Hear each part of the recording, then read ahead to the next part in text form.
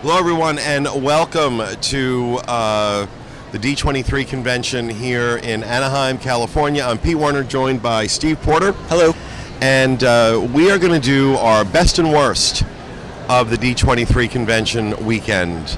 And, I'll be honest, it was kind of tough coming up with a worst list. Yeah, this is an amazing experience. Amazing experience. And, hi. That's okay.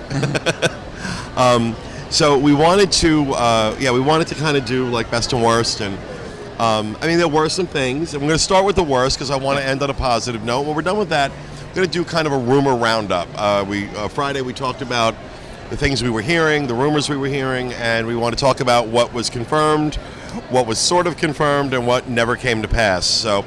Let's start off with the worst. Steve, what's first on your list of the worst of the D23 convention? So mine was the long lines for a lot of these panels. I think a lot of people come to expos and conventions thinking that I'll just be able to walk right into my favorite panel, and that's really not the case. I mean, Rhino and Craig had to sleep out on the sidewalk just to get into a lot of the panels that they wanted to go to. So it's there are some where you can kind of do day of and walk right in, but those big panels, unless you're willing to sleep out on the sidewalk, you can't really go into them. Yeah, that's kind of top of my list as well. Not just for the panels, though.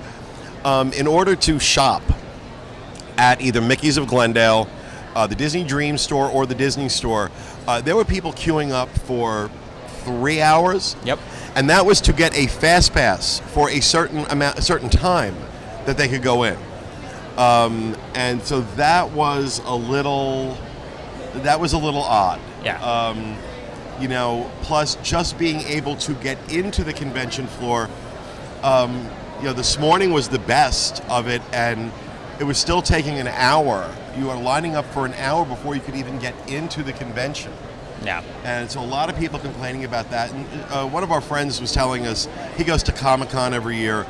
And Comic-Con routinely gets 150, 200,000 people, but they have a lot more going on to absorb the crowd. So his criticism, and I agree with him, there wasn't enough to absorb the crowds. Yeah. And it's something Disney has to work on for the next one. What's next on your... So this actually kind of, we'll talk a little bit more about this later with the confirmation on the rumors, but I was pretty disappointed to hear that there's no Brazil coming to the World Showcase, and also no nighttime parade for the Magic Kingdom. I think that a lot of Disney fans were kind of expecting those two rumors to be true because I think they made sense to a lot of Disney fans. Yeah. And so it almost was, people had almost started confirming those, and it turns out that, maybe that's still something down the road that we'll see come to pass. I'm sure in the future there will be. I think it's absolutely going to happen. I think they needed... Where World Showcase is concerned, I started thinking about this too. I think the part of Epcot that needs the most help right now is Future World, not World Showcase. So I think there are plans. I know for a fact there are plans. Yeah. For additional countries, but right now I think they're just focusing all their energy where they need to. Yeah. Right. Well, and it's needed there.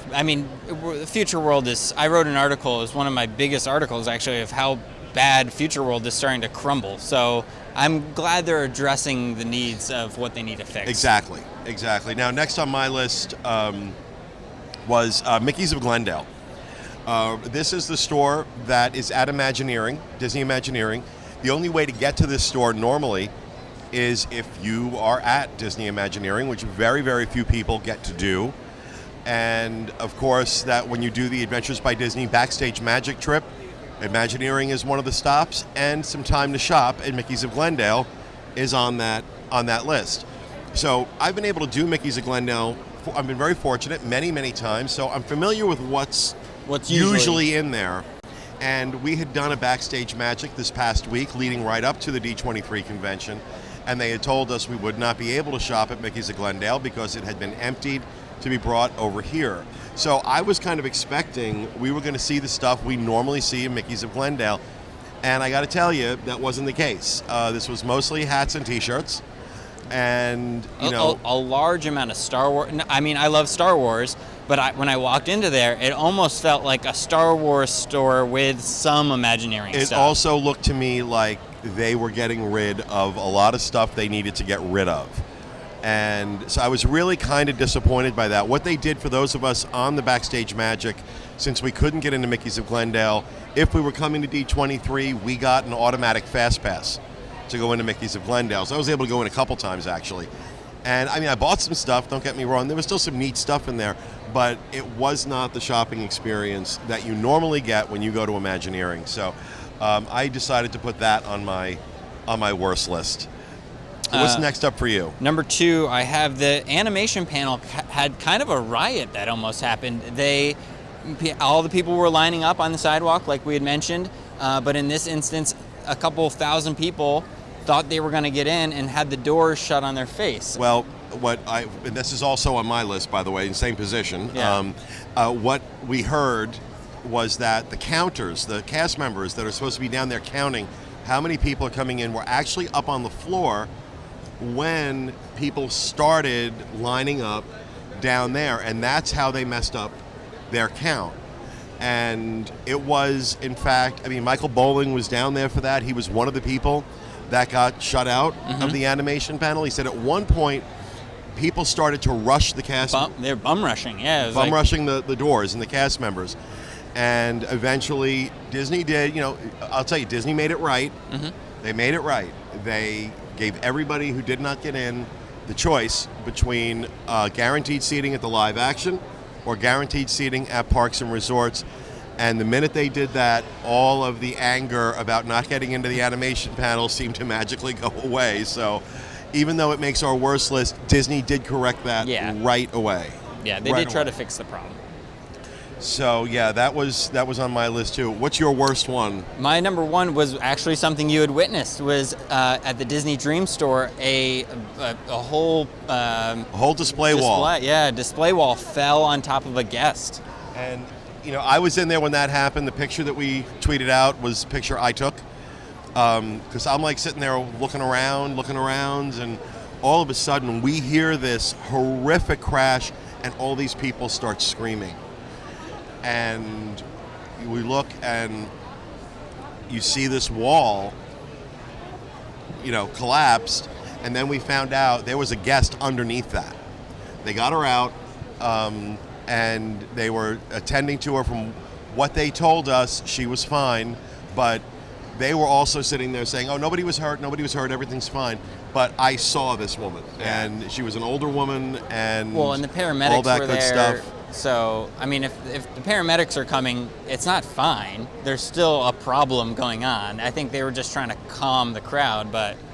It was kind of nuts. But what they did, as we were... Because they ended up having to clear the store out. They pushed everybody with whatever you had, you needed to check out. But as we were, on the checkout line, they came around and said, did you finish your shopping? To which I said no, I hadn't, because I hadn't. And then, it was kind of ghetto, but on a piece of paper, the guy wrote, 2 fast passes, come back at 1 o'clock per Evan. And sure enough, when I went back at 1 o'clock, they let me in with that. So, I got to go back in and spend some more money. They had to improv the Disney service, but hey, it works. But they did it. Yeah. They did it. And I will say, the cast members, and I want to make a distinction here, the cast members working this event have been amazing. Exceptional. They have been exceptionally good. I actually talked to a cast member who I did the college program with, and she works out here now. And some of these, I think this is what makes it even more incredible, is that some of these people that work here are cast members in the parks. My friend, between the expo and her regular shifts at Disneyland, is working 95 hours this week. Yeah, they're amazing. Now, I want to make a distinction because there's cast members, Disney cast members here, and then there are the employees or the people who work for the convention center. They're not quite so magical. Yeah. Security has basically been, I don't want to use the word on the air, but let's just say they're not nice people. And so I'm making that distinction. I would probably, if I had to add a 5th thing to my worst list, it would be some of the Disney some security. Some of the not Disney Or security, not Disney, convention Anna, center yeah. security. They've been, I'll just say it, bag of dicks, all of them. So Really went for it. might as well. It's been a long weekend. All right, so we wanted to, start out with that, get that out of the way, then go on to the best. The best, yeah. So what's first on your best? My number 5, I have the excitement of Ratatouille. I think the Ratatouille attraction coming to Epcot's France Pavilion is awesome. I think I've heard amazing things. I've seen the video from the Paris attraction. Have you gone? I have. Are you excited? Very excited. Yeah, I can't wait. I've heard it's like their best attraction out there. So No, I haven't done Ratatouille. I did. Okay. I did the turtle talk, okay. turtle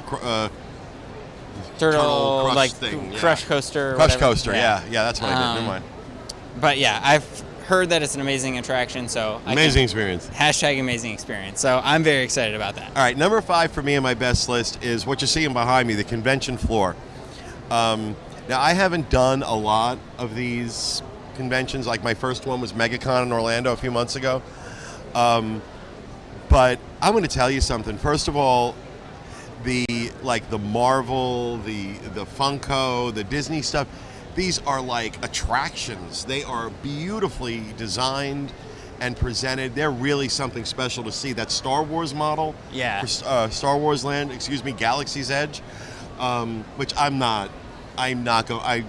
Galaxy's Edge, whatever. It's Star Wars Land. Really amazing. But also, like what we have behind me here is a lot of like small business vendors. Yep. There's a collectible shop with some of the most amazing things. I think it's Van Horn Galleries. It's right over here. I'm looking, and some of it's really expensive, but it's absolutely gorgeous stuff. A lot of great small businesses, small vendors, unique Disney items you're not going to find really anywhere else.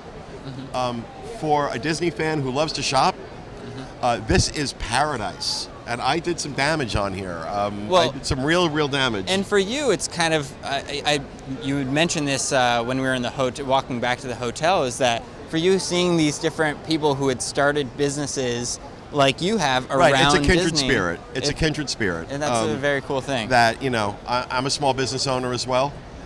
And so I kind of, I see this stuff, and yeah, I want to support them. They're doing the same thing I did, which is this is their passion. They're trying to make a business out of it, or they have made a business out of it. These are the guys we should be supporting. These are the guys that we should be kind of going out of our way to give our money to, because they're living the dream. They're living the dream. And like I said, a lot of really cool stuff. If there's anything I'm looking forward to in 2 years, it's that again. Because I've never seen this. I've never seen this kind of collection of merchandise and memorabilia in one place. For a Disney fan, it's just unbelievable. Yeah. So paradise for a Disney, especially a Disney fan who's a shopper. So that's perfect. My number 4, I think the Star Wars Galaxy's Edge model that has been revealed is that, it's exceptional. There's so much cool details in there. incredible. And it's a pretty massive model. It makes me wonder how huge this land's really going to be, because the model itself is massive. And when I was in there, I don't know if you knew, when I was the very first day, John Lasseter was literally looking at it with me, standing right next to me.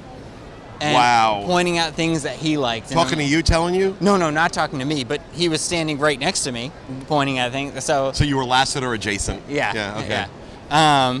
And that was awesome. So Okay, one of the things made my list, the restaurant they've announced as part of Mission Space, next to Mission Space. It's going to be this space-themed restaurant.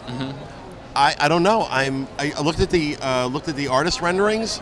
This looks incredible. it does. And the thing I really like about this, it didn't make my list, but it does truly feel like an original Epcot, like that future space technology theme all wrapped into one. That's why I'm excited. And yes, it's kind of based off of Mission Space, but it just kind of feels like a space restaurant.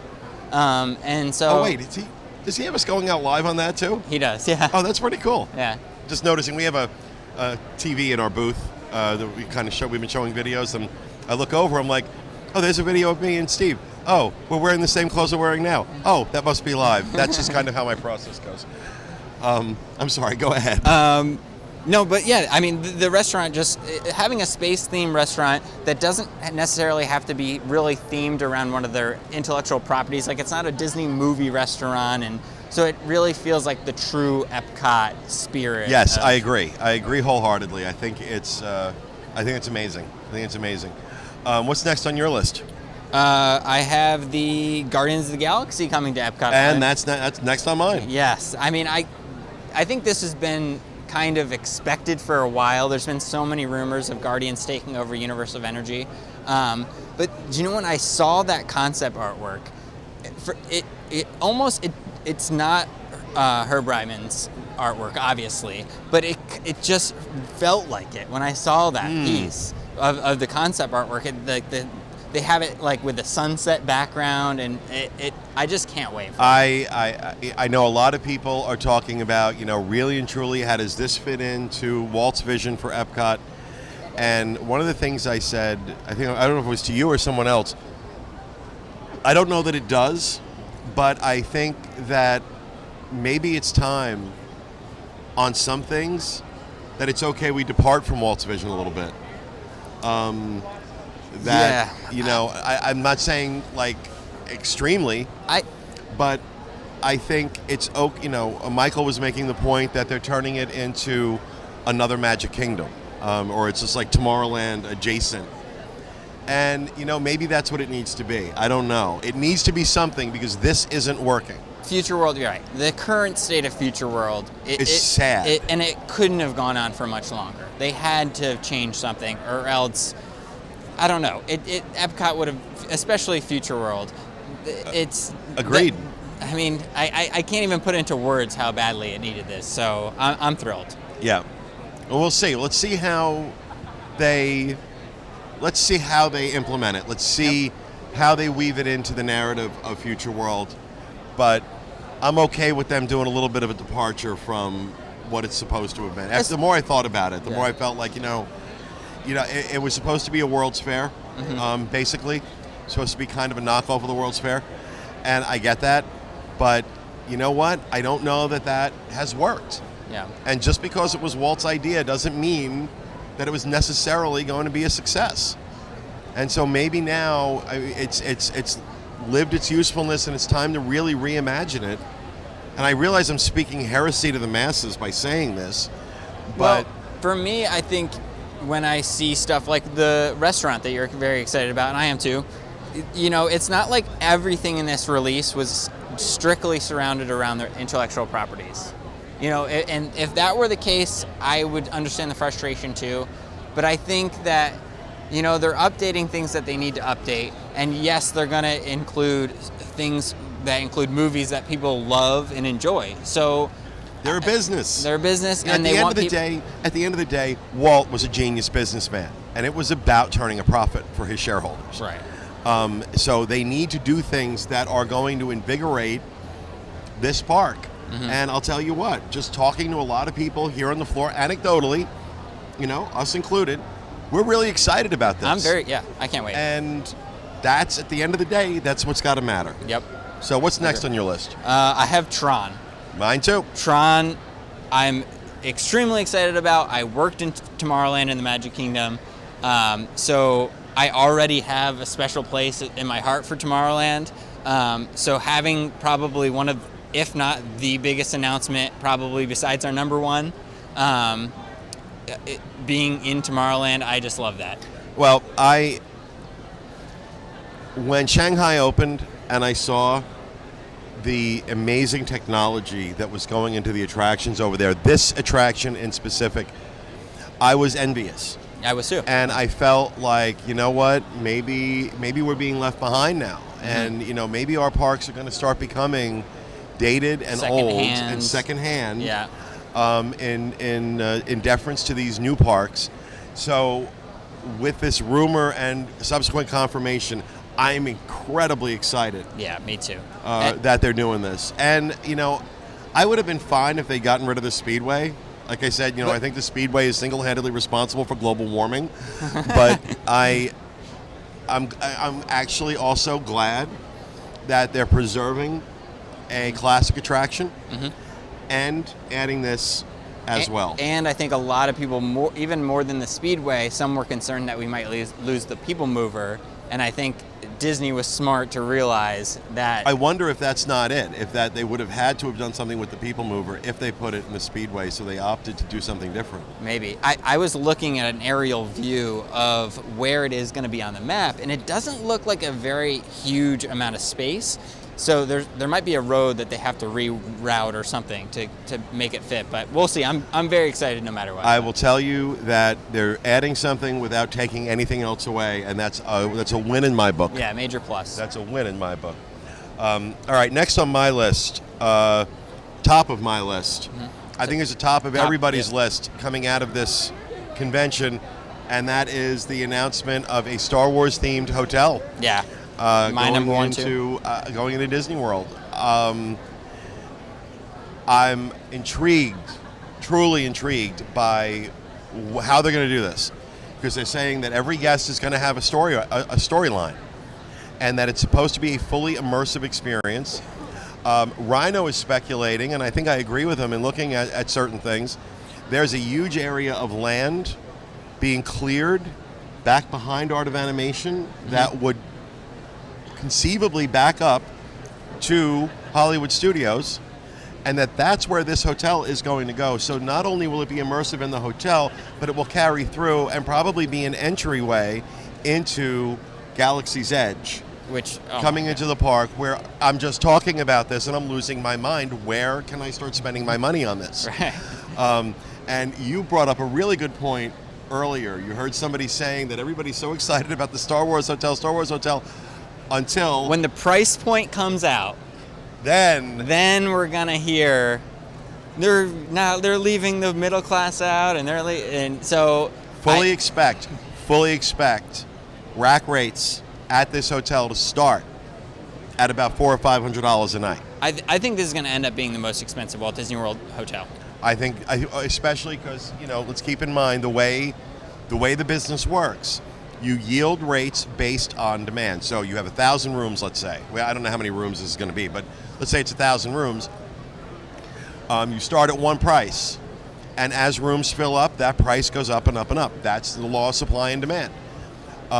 Think about what the demand for this hotel is going to be. It's going to be booked years in advance, and they are going to charge top dollar because that's what they're supposed to do. So yeah, let's just accept that it's not going to be difficult to spend $500, $600, $700, $800, maybe $1,000 a night on standard rooms in this hotel. Take a look at the price point you get now for the Disneyland Hotel and Disney's Grand Californian Hotel.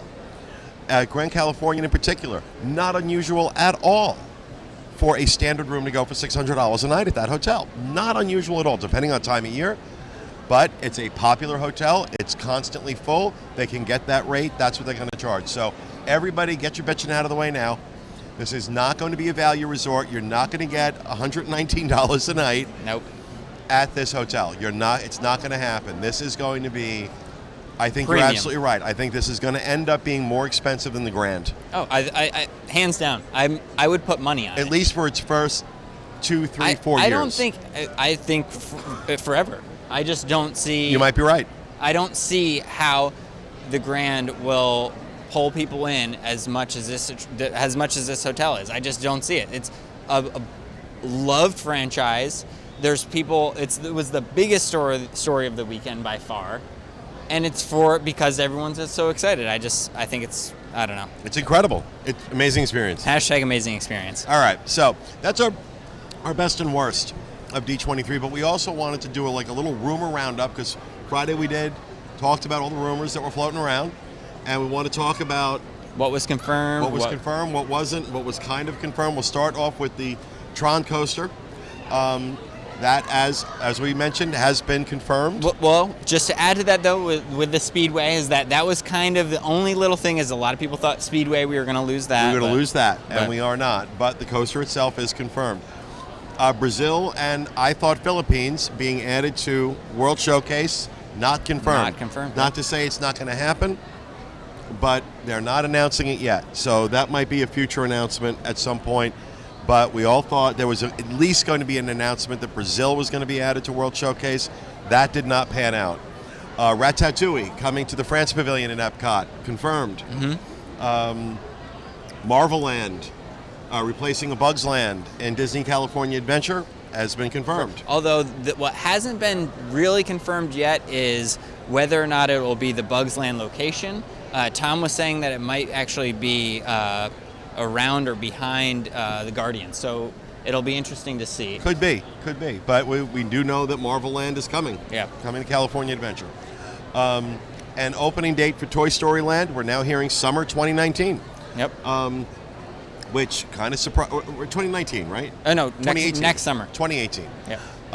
Summer 2018 surprised the hell out of all of us that they are going to be ready to open that so soon. Yeah. One of the things we said going into all this construction is so much was going to hinge on how quickly they were going to be able to get this done. With the announcement being made in 2015 that we have one of these lands opening in 3 years, that's impressive. Yeah. Think about it. It took them half that long just to build a parking garage. So they got the message. Yeah. They got the message, and of course, they're now also saying that the following year, 2019, a Star Wars land out here in California at Disneyland is going to open. Yep. So, again, 4 years. Yep. It will have taken them 4 years from announcement to opening, and you know what? That's awesome. Yeah. That's awesome. So we criticized the hell out of them for maybe they heard us finally, but well, I'm saying we criticized the hell out of them for the parking garage fiasco.